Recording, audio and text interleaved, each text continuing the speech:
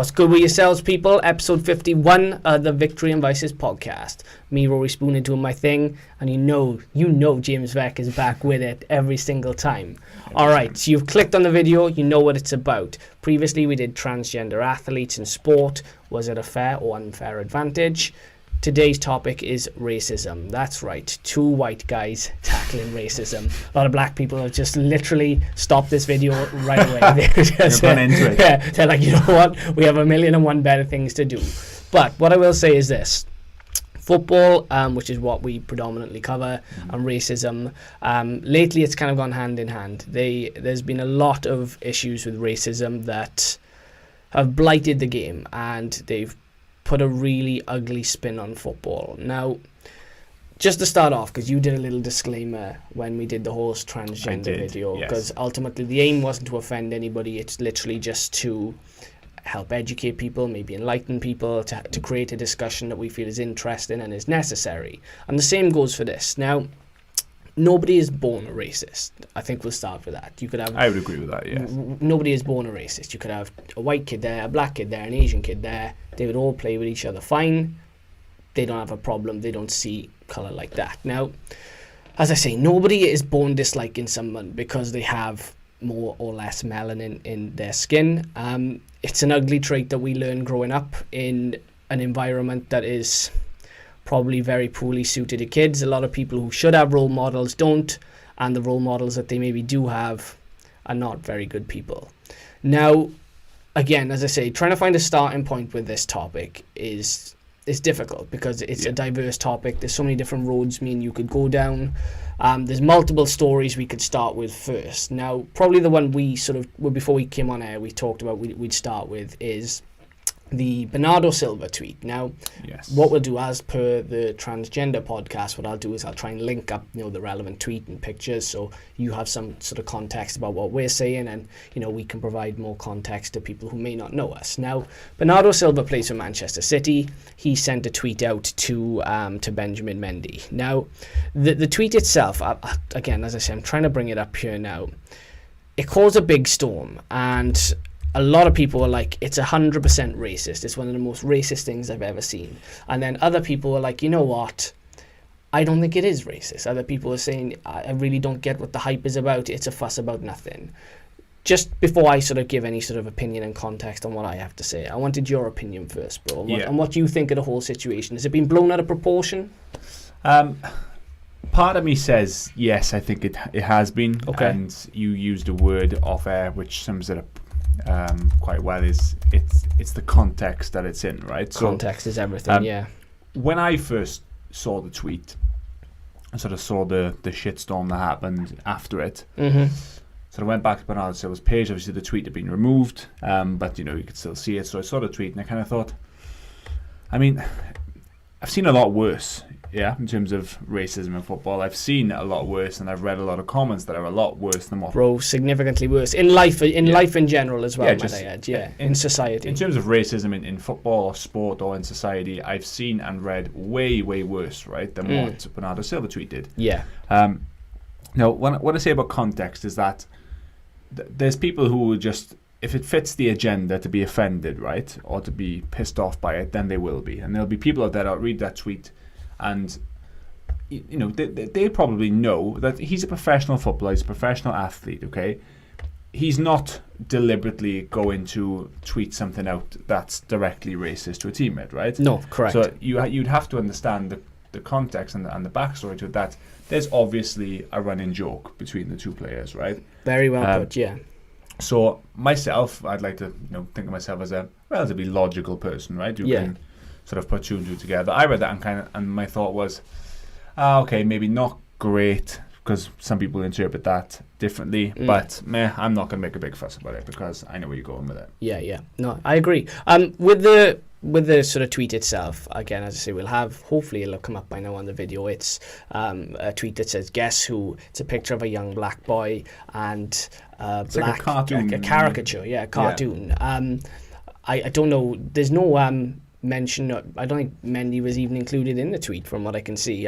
So it's naive, right? Somebody did I don't know if it's true, but somebody said to me that was Mendy Oh, as a okay. young child. Oh, really? Okay, that Yeah. would make more sense then. So the actually. context is that he's taken a young photo of Mendy And put it against the caricature. character, yeah. Okay, right. That makes more sense because I didn't see Mendy added in it, so Yeah. that makes sense. which would confirm the inside joke, though, right? Well, they have a very good relationship, Silva and Mendy. If you see them on Instagram, they're always joking with each other, they're always laughing with each other. Out off the pitch, they are generally potentially. I don't know if they're best friends, but they're very close. Now, Pep Guardiola came out today and said that Bernardo Silva is an exceptional person. I don't know him as a person, so I can't sort of validate that statement. What I will say is this: context is everything. Now, if say for example you're my black friend, I'm your white friend, we have running jokes about race, right? The debate becomes, when is a racial slur a racial slur? Because you might be my black friend and I might be your white friend, and we have a running commentary every single day where we make fun of each other from a racial standpoint. Now, to some people, they'll go, whoa, hold on a minute, you cannot say that in 2019. But if you're my friend and I'm your friend, and that's what we do, there's context. Yeah. I'm not coming from a malicious place, and I know you're not coming from a malicious place. Now, if we open that conversation and dialogue to a wider audience, people might not understand our background together. They may go, well, hang on a minute, can he really say that? Are they actually friends? God, this guy is a racist. Where is his white hood? Do you know what I mean? Like, calm down a minute. You have to relax. There's two sides to the story. I'd love to hear what Mendy has to say. I don't think we've heard from him, other than the fact that he actually liked the picture on Twitter. Yeah. And I'll also point out as well, Kylian Mbappe also liked the picture. So the two of probably the biggest high-profile black players in the Premier League and in France as well, both liked the picture. There was no malice involved. Now, on the continent, there is a little ignorance towards racism, and we'll come to that later, because I do feel like, maybe I'm wrong for saying this, because Britain has its own problems, right? And we really do. We could go over that all. We'll get into that as well. I do feel we're a little more advanced when it comes to race than other countries, should we say? Slightly, yeah. I think that's a fair point. Yeah. But just going back to the Bernardo Silva thing, context is everything. And when you open sort of that discussion to a wider audience, some people just won't understand it. And like you said, some people have their own narrative and they're constantly trying to push that online, and they just want to be offended. Yeah. There's some people will scroll through Twitter all day just to look for something to be offended about. Yeah. And that's unfortunately the society we live in. And, it's, rightly or wrongly, some people will agree or disagree. The problem is it all comes down to perception, doesn't it? Perception is everything. Especially when you're a top athlete who's regularly in the public eye, especially on social media. They do put themselves in these situations where they are on social media. They don't have to be. I understand the reasons. I'm not definitely not saying they shouldn't be, because I understand the reasons why that they are. Okay, why they're on social media.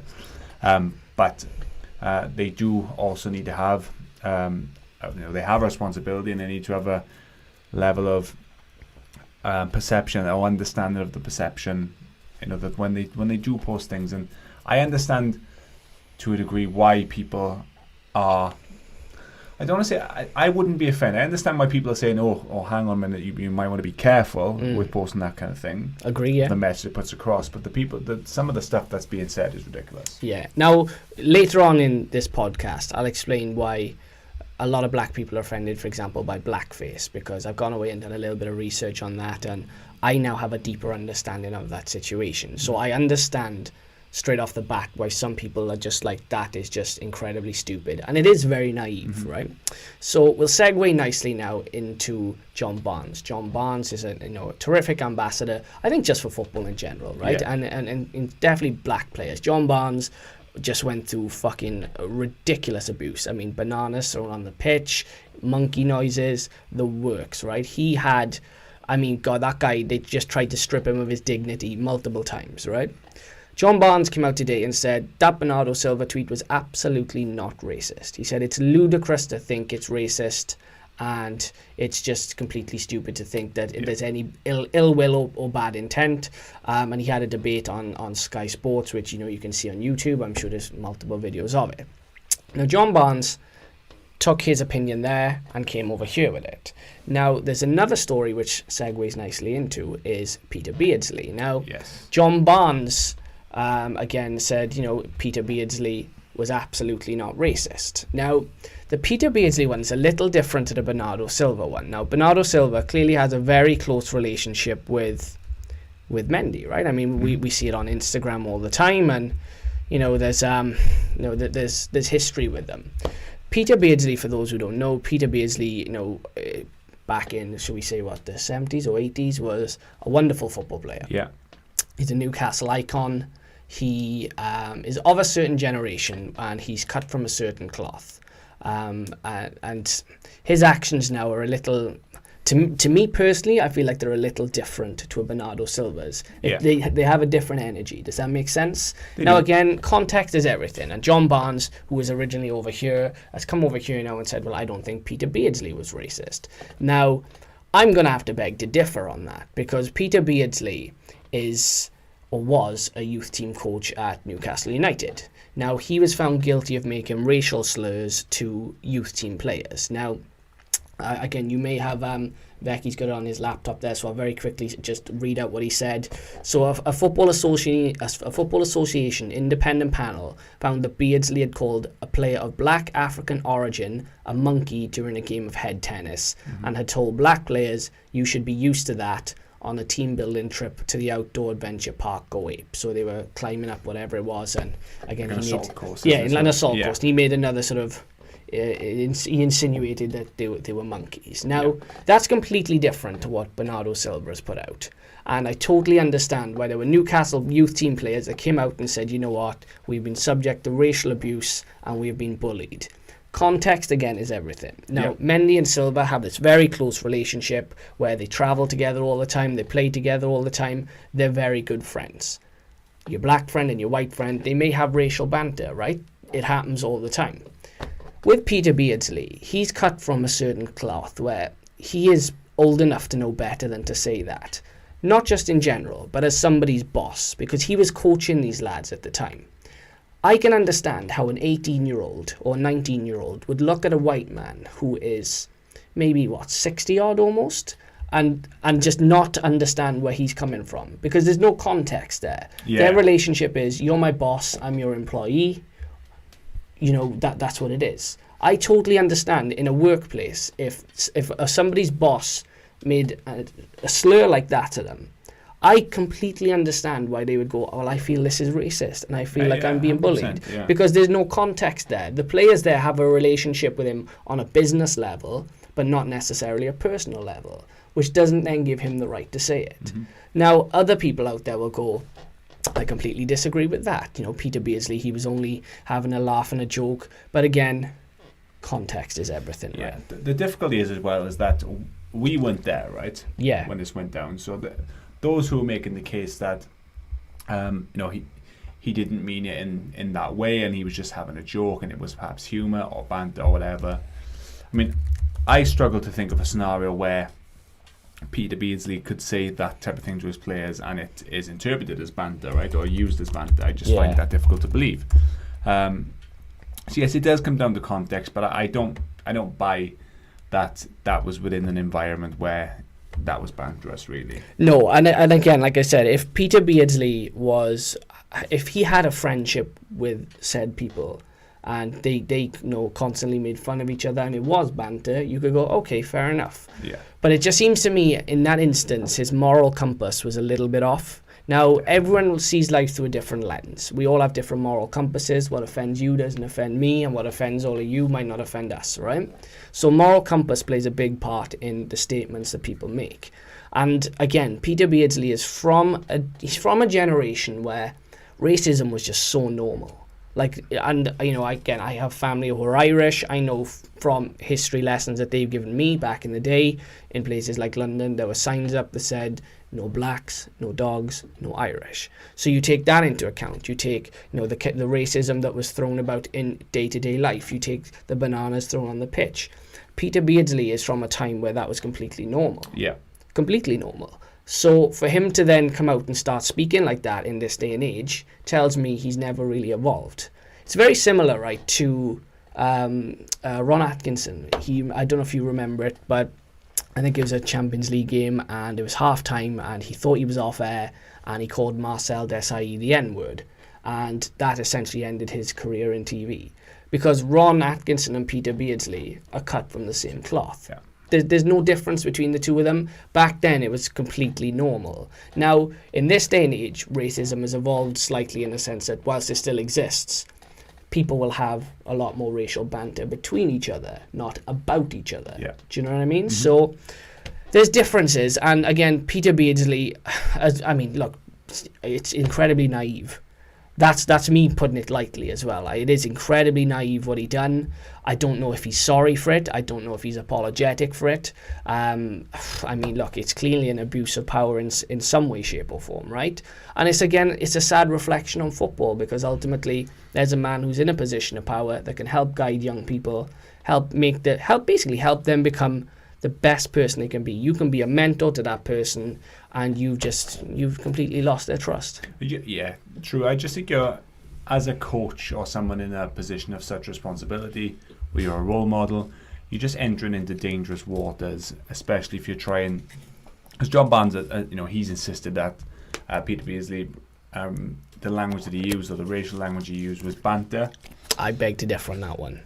It's just dangerous territory to be doing that. It is. And do you know the thing though? Again, did they play were they at Newcastle together? So at some point they have a personal relationship where Peter Beardsley may have said something to John Barnes along those lines, and John Barnes has probably gone, Pete, what a guy, like, do you mean? Yeah. And John Barnes would not have took offence to it. But John Barnes and him have context. Yes, it doesn't mean in this scenario that was exactly the same, because it's not the same, yeah. And I think that's the naivety of it, do you know what I mean? And it's a sad situation, man, because these stories keep cropping up all the time, and it's happening more and more. Now, again, I've said multiple times, footballers are incredible at what they do. They are the 0.00001% of the best athletes in the country, right? Sure. And they are incredibly talented, but they're incredibly dumb. Some of them are dumb motherfuckers. They don't have any education. They've got no common sense. And on the whole, there are a lot of footballers who are poor role models. I wouldn't necessarily put a lot of footballers on a pedestal and go, that person is a role model. Whilst they should do better, and they should know better, because when you do better, you know better. Yeah. A lot of them have come from environments which are completely fucked up. And they've now got this insane amount of money where they live in this bubble, and they don't really know they don't know what goes on in real life. They don't get it. So for me, with footballers, and a prime example is John Terry and the whole racial abuse with Anton Ferdinand. John Terry which I find weird, right? Because he is best mates with Didier Drogba and Claude Makélélé and Michael Essien, yet he goes and uses a racial slur to Anton Ferdinand, which tells me he's completely out of touch with what's going on. Because if you've got multiple black friends, people who are willing to die for you on that pitch, willing to break a leg, willing to go to war with you, and the first thing you do is racially abuse a man on the opposite team who looks exactly like the guy that's willing to go to war for you, you're incredibly out of touch. That's my take on it. What do you reckon? Yeah, no, I agree 100%. It's quite a sensitive issue, isn't it? Because we're talking about it and it seems so obvious to us, right? Mm. You've got teammates that are black, and then to racially abuse an opposition player because they're black, it just seems like the stupidity, really. Doesn't make sense to me. It doesn't make sense at all. So I don't know, man. It is a tricky one. Right? It is a tricky one. Now, John Barnes makes a lot of very interesting points regarding racism. If you ever get a chance to watch some of his, I think he's been on daytime TV and various other platforms. He gets about, and he talks about racism a lot, and he talks about how it's society's problem first, not football's problem first. Yeah, I agree. Where when you get kids at a young age, you teach them to be respectful, you teach them about different cultures, you teach them how to integrate with new people that don't look like them, then you will have a better chance of overcoming racism, because that's what it is. As I said, nobody is born a racist. Yeah. It's something that's taught by people who have very poor role models. That's what it is. It's just a poor education all around. It is. You don't become a racist through football. No, not at all. Football doesn't cause racism. No, it's not. And that's an interesting point you make. Football doesn't cause racism. It is, to me, now again, people will differ with this, it is a society issue first, and once you fix it in society, you fix it in football. I admire, campaigns like Kick It Out and whatnot, but there's times where I do feel like they're pissing into the wind. Yeah, no, I really do. 100% true.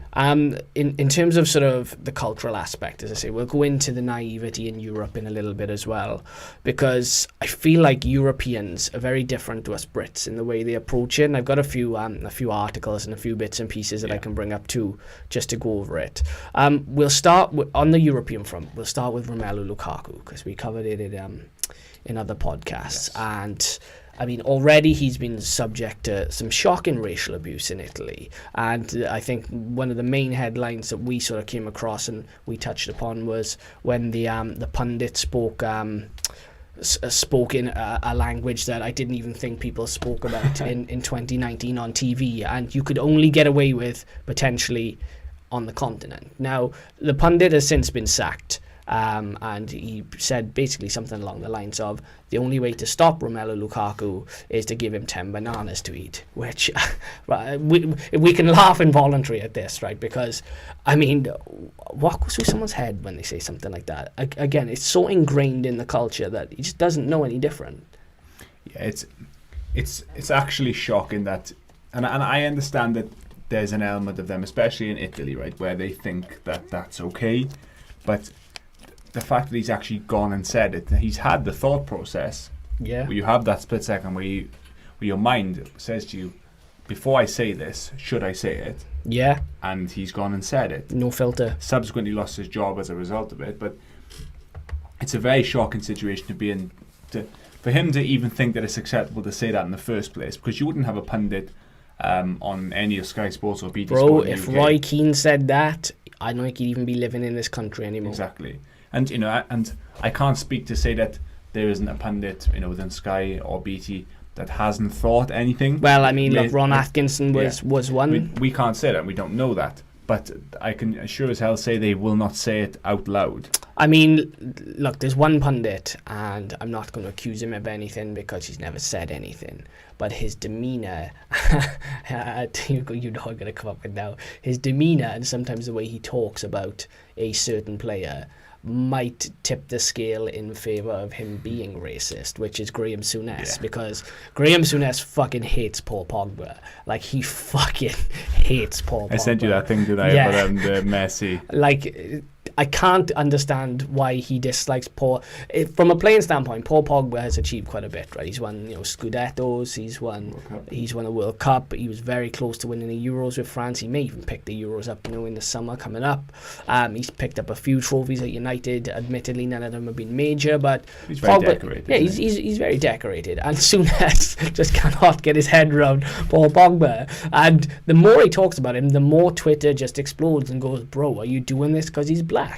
Like, do you know what I mean? Like, there's no other way around it. It's a trick. He plays for United and he's black. He's such an easy target for and Souness, I mean, he needs to relax a little bit. But like I said, the guy in Italy that said it, he was 8 years old.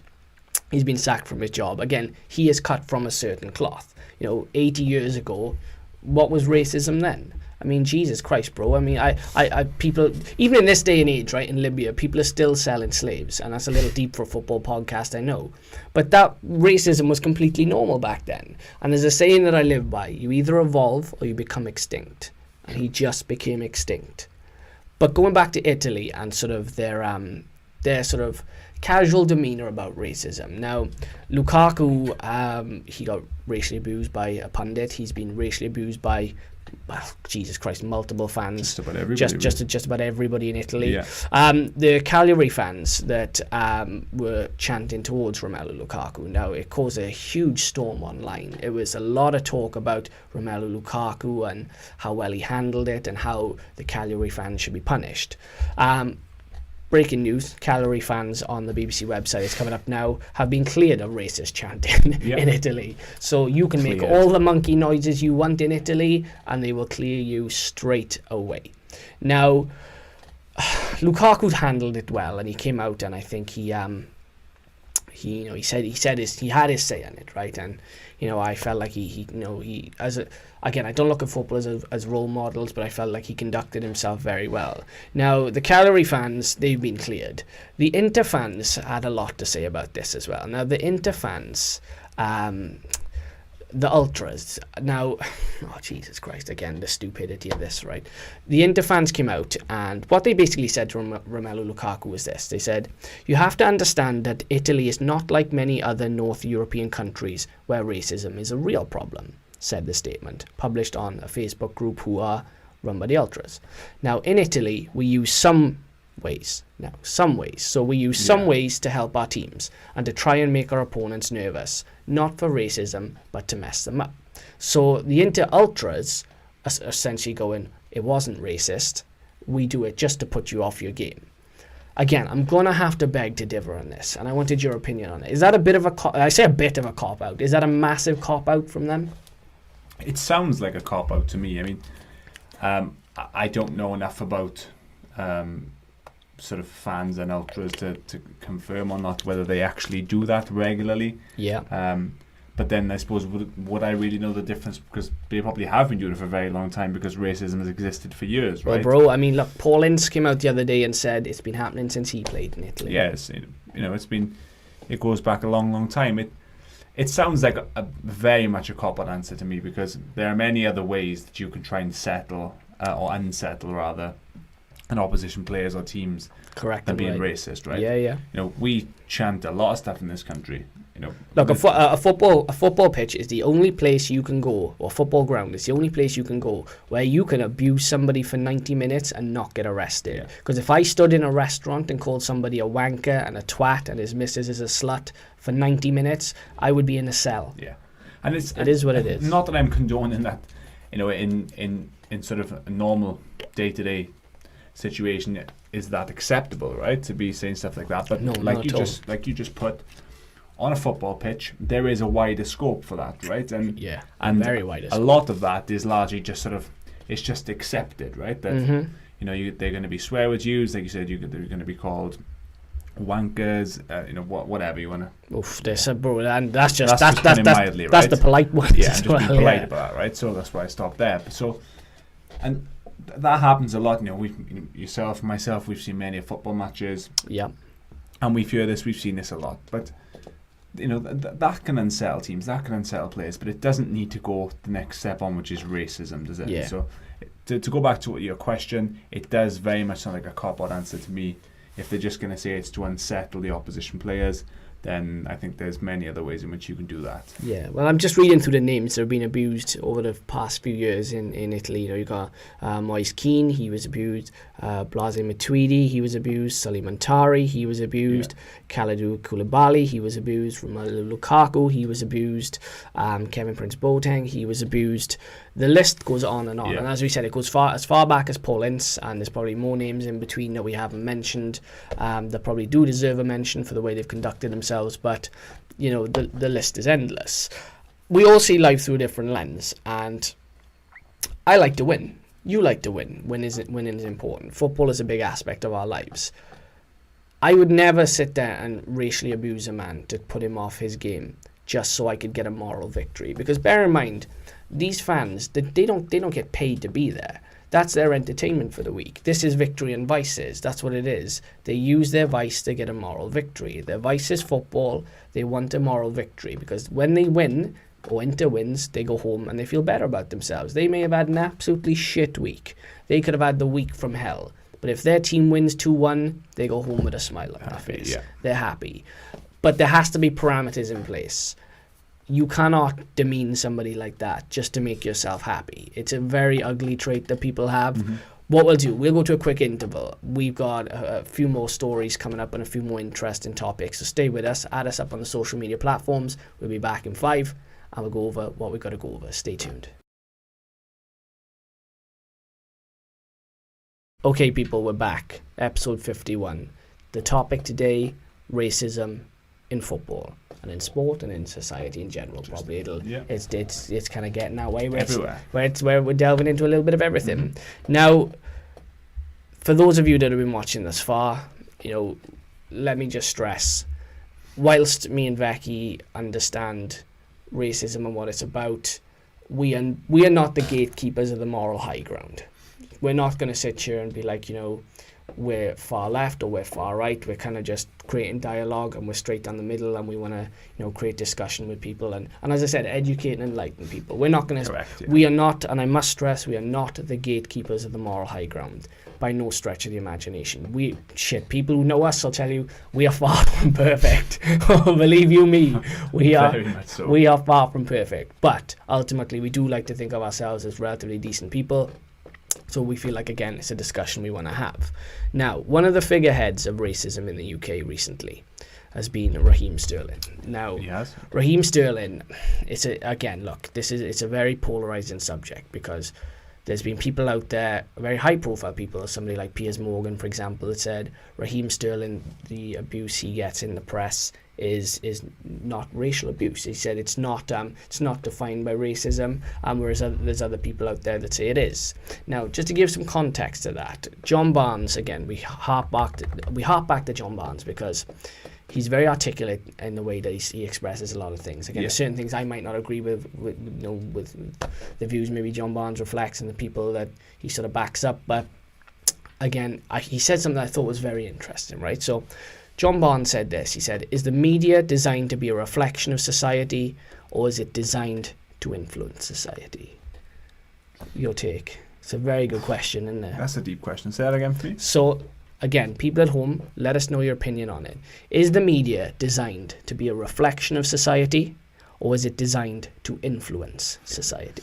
I mean, I would err more on the side of an influence. I would society agree. There. I would agree totally. We see a lot of media coverage daily. I say weekly, but probably daily. Daily, yeah. TV, newspaper, social media. I wouldn't necessarily say that it's a reflection of real life. A lot of it is altered and made up again to fit agendas, to fit narratives. So no, I would say that it's I would agree. It influences it. Yeah. Now, Raheem Sterling, like I said previously, was getting a whole lot of flack. And as me and Becky are speaking, I'll try and put up headlines that have appeared with his name in it. And, you can have a look at them for yourselves if you haven't already seen them. You probably have. If you follow football, you'll know what's gone on. But, they're very interesting headlines, shall we say. Now, Raheem Sterling tweeted a while back that certain newspapers and certain newspaper articles fuel racism and aggressive behaviour. Now, again, I would agree that's absolutely correct, because the media is designed to influence society, and like you said, there's people out there with certain narratives and certain agendas that maybe don't want, and that's a bold statement, I'm going to throw it out there because there's going to be people out there, there's a lot of people that don't want to see a young black man win. There's a lot of people. Yeah, I would say those people exist. There's a lot of people out there who will be working class white people, for example. They will see an immigrant child from Jamaica, from a very rough background, who now has enough money to support the next 10 generations of his family. And inside, that will stir up some hate. They'll look at him and they'll go, you know what? I don't like that guy. I don't like him. He's not from the same background as me. We don't have the same skin color. He's different to me. I don't like him. People don't like different. That's very true. It is what it is, unfortunately. And when you have papers like, for example, the Daily Mail. The Daily Mail is the Daily Mail isn't a Daily Mail. There's a lot of things. There's a lot of things you can say about the Daily Mail, but it's predominantly run by a certain demographic of white males who, shall we say, are from the Peter Beardsley generation, right? So again, they have zero problem humiliating a young black male in public. They don't care as long as they sell some papers. They're like, it's nothing to us. And when you constantly take somebody who's different and you constantly paint them in a bad light and you constantly try to demonize them and dehumanize them and not almost ostracize them from the general public, that creates hate. And hate breeds contempt, and that causes division, and it's, as you said, it's propaganda at its finest, right? So I feel sorry for Raheem Sterling. I feel like he's been given a real hard time with some of these headlines. A real hard time. There was one headline he pointed out on his Instagram where, I forget the lad's name, he was a Man City youth player, And there's a headline about him buying his mother a house, and there was a headline about Phil Foden buying his mother a house. Yeah. Two completely different headlines with I'm going to say a different context and a different energy behind them. One about a black player, one about a white player.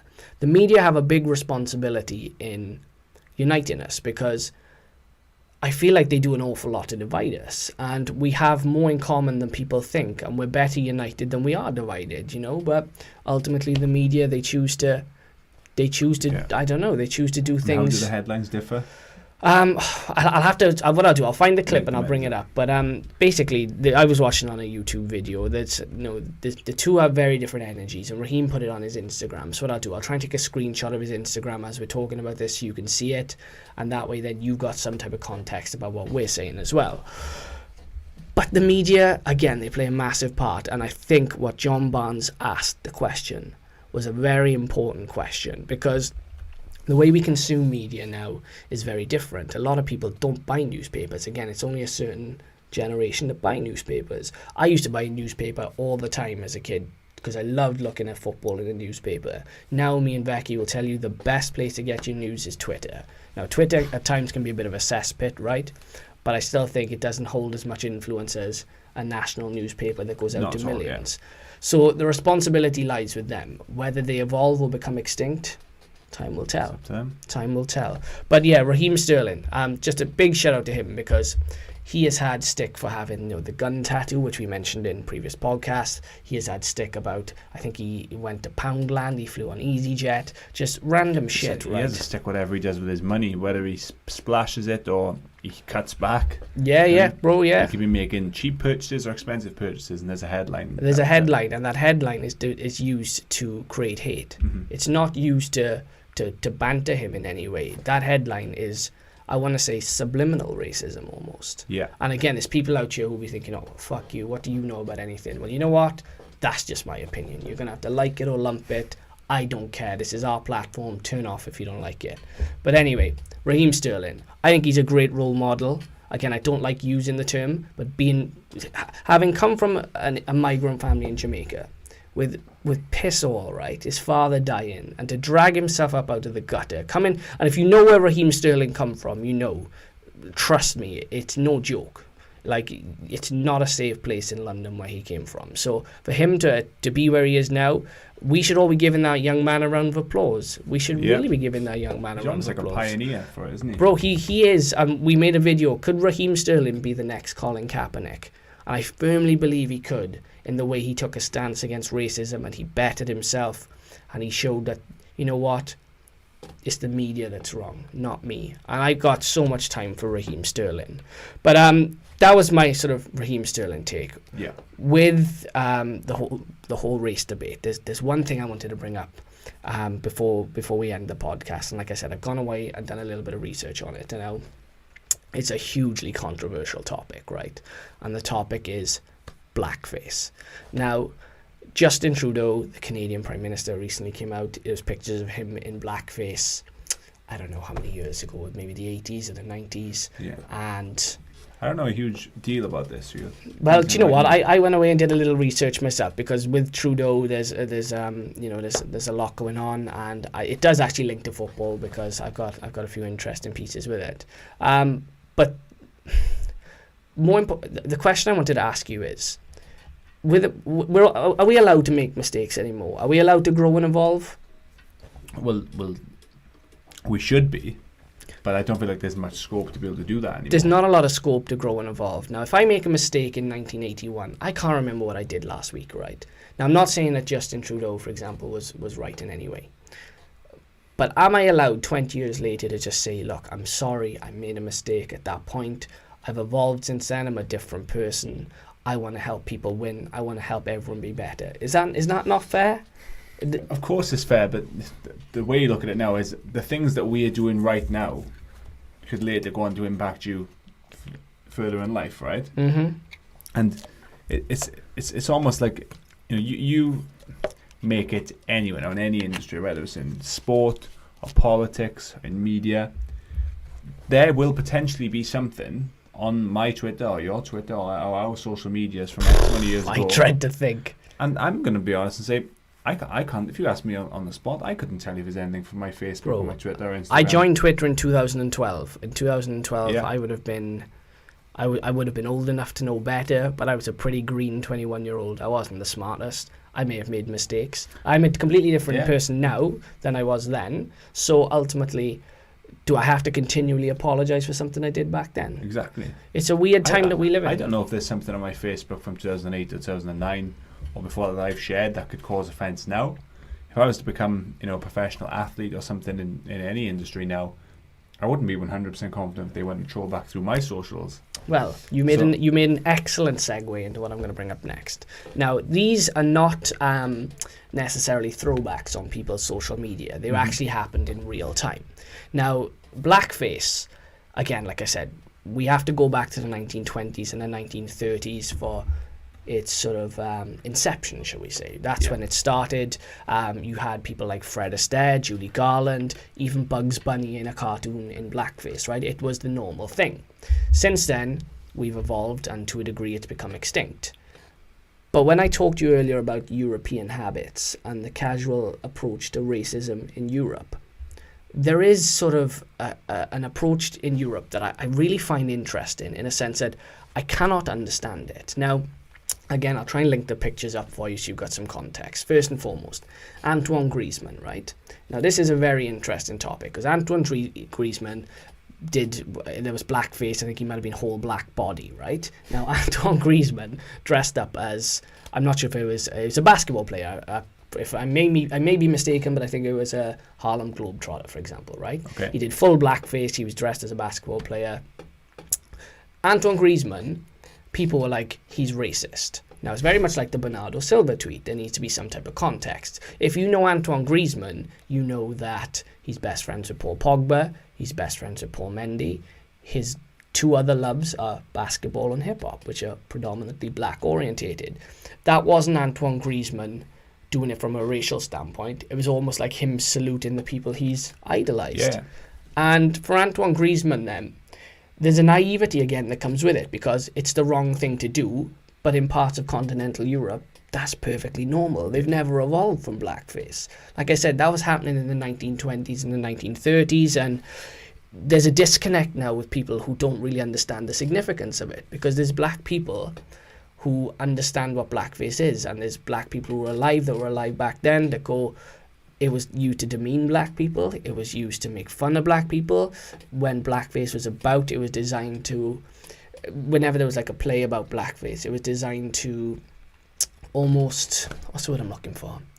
Designed to imitate life on a plantation. Yeah, okay. And it was designed to degrade black people. Now, because that happened so long ago, there's a complete disconnect with people as to its actual significance. And people always go, well, they made white chicks and this. Like, that's a debate for another time. I'm not going to necessarily get into that because I'm talking from a football standpoint. But Antoine Griezmann, people labelled him a racist. Now, again, would you say that's a racial... I wouldn't know. No, I wouldn't either. At all. Now, I understand why black people would be incredibly offended by it, but again, it lacks context, because Antoine Griezmann is in love with Paul Pogba. They are the best friends. Antoine Griezmann loves basketball, predominantly black orientated. He loves hip hop, predominantly black orientated, but he got it wrong. Do you know what I mean? And we all make mistakes. And then again, the argument exists, are we allowed to grow and evolve? Because Antoine Griezmann, people labelled him a racist footballer.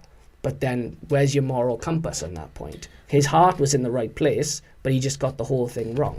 We're just quick to make people a scapegoat, things like that. And I think, especially people in the limelight, they're held accountable for their actions way too much. Yeah. Way too much. You talk about being able to grow and be able to learn from mistakes and be able to evolve. And I understand if people want to make a bit of an issue about things like that happening, but it's the implications that they face, which I don't always agree with. Yeah. There should be, or I wish almost that someone like that could make a mistake, and the situation was that, people might say, perhaps you shouldn't have done that, or that maybe wasn't the best idea, maybe to understand the situation, the perception, etc. But that's okay, because we understand your point of view. Yeah. We don't necessarily agree with it, or not we don't agree with the point of view. We understand your viewpoint on it. perhaps it wasn't the best decision and we move on, right? Yeah. But it's not like that. No, it needs to be definitely like isn't that. like that, bro. And again, we all have to evolve as well, and we all have to gain an understanding, because what Griezmann did was very naive. I don't think it makes him a racist footballer. It just makes him incredibly, again, naive is the word I have to come back to, and it's a teachable moment. Now, that happened there, and there was another one, I think, back in January, and again, you might not have seen it, where Iniesta was celebrating, I got it wrote down here because it's not a holiday I'm familiar with, so he was taking part in what's called Epiphany celebrations. Now, Epiphany celebrations in Spain is for Three Kings Day. Now, Three Kings Day, two of the kings, from what I gather, are black. So Iniesta, he wasn't in blackface, but the sort of event he was at, or party, I don't know the right word for it, but there was two white men in blackface. Now, in Spain, that's incredibly normal. Like Iniesta put it out, people loved the picture, people liked the picture, people retweeted it, they had no problem with it. But once it reached a wider audience, there was a complete lack of context. They had no idea what Iniesta was doing. You got Iniesta, arguably one of the greatest midfielders that's ever lived, right? Ever lived. One of those high-profile players that's ever played the game. Casually there with two kings in blackface. People are like, what the fuck is going on with this? And in Spain, that's perfectly normal, because for King's Day, in the large majority of Spain, they will have people blackface. It's quite celebratory, isn't it? Yeah, and it's celebratory. And Iniesta wasn't coming from a racial standpoint. He's like, this is just what we do. They've never evolved from blackface. For me, it becomes a bit of an issue as to how wide of an audience do you have to start considering for, or making considerations for. Because like you say, it's a celebratory occasion. There's no, of course there's no harm meant by it. It's only good. The intentions are just good, right? They're celebrating Three Kings Day. And if two of them are black, by doing that, then that's only getting behind the occasion, right? That's the people in Spain, that's what they would say. And I don't understand, or it's maybe not the right word to say I don't understand, but that Iniesta and the people he with are only paying respect to that, right? That is very true. And again, we must stress that Iniesta at no point made any racial slurs. He wasn't dressed in blackface himself. He was with them and he was paying respect to the occasion. To him and the people of Spain in the country, they would only see that positively. But he is potentially then expected to make considerations for the wider audience outside of that again, and how they're going to perceive that. But then I feel we're opening the can of worms there in terms of, we really are, in terms of how far and wide do you have to make considerations for, because there will always be people, like we've said, that will be offended or want to be offended by it or want to take offence. That's a fact. That's a fact, bro. I could be, if I'm a professional athlete, I could be even thinking about, if I post this photo now, sort of how my friends and family going to view this, or how is my football club going to view this, how is the people of my country going to view this, and your answer to them might be, they'll only see good in this. But then do I have to think, how are the rest of Europe going to view this? It's difficult to send out a picture, and you can't please everybody all of the time, right? You just can't. It's not going to happen. There's a naivety on the continent, whether it's Portugal, Spain, Bulgaria, Italy, France to a degree. There's a naivety about racism where it's so casual. Like, from the ultras saying, look, we're only doing this to put you off your game, to the blackface, to various other things. Again, there are elements of it that are incredibly racist, but there are just elements of it that are incredibly naive, and it's from, to me, an undeveloped mentality and a lack of understanding that there was people that really went through pain and suffering. Really went through pain and suffering. And to this day still do. And to this day, they still feel the repercussions of racism across the world. But, I mean, this whole podcast was designed, as I say, just to create a talking point, to enlighten people. Because we want opinions. We want people to get in touch with us and give us different opinions. We're not scared to talk about subjects, as you saw with the transgender podcast. There'll be other ones we do later down the line where we try and tackle, we'll tackle, that's a very prominent word, tackle in a football podcast, and we'll try and tackle these sort of topics in an articulate way. Again, it's not designed to offend anyone, it's not designed to create any hate, it's just designed to shed light and educate people. But I mean, that's kind of my take on racism in football. We've got a long way to go. We've come a long way. But I mean, where it stands right now, everyone's got a different moral compass. Like I said, some people, you know what, racism in football, it's not doing too bad, and other people will look at it and go, well, I completely disagree. I think it's we reached a point where progress was made, where if we look back, we could say it's come a long way, but I feel like it's sort of stuck in that spot now for a little while. Yeah. There needs to be new progress made, and that's the big issue that I agree. Yeah. So we need to break new ground. But again, I will end this podcast the same way I ended the transgender one. What is equality? Let us know, people. Give us your opinions in the comments, tweet us, let us know on Instagram. If you've got us on Facebook, let us know on Facebook as well. But for now, I've been Rory Spooner. This has been James Veck. This has been episode 51 of the Victory and Vices podcast. We'll be back next week again with some regular, schmegular football news. Back to the norm. But for now, add us up on the social media platforms. We'll catch you next time. Take care, people. Ciao.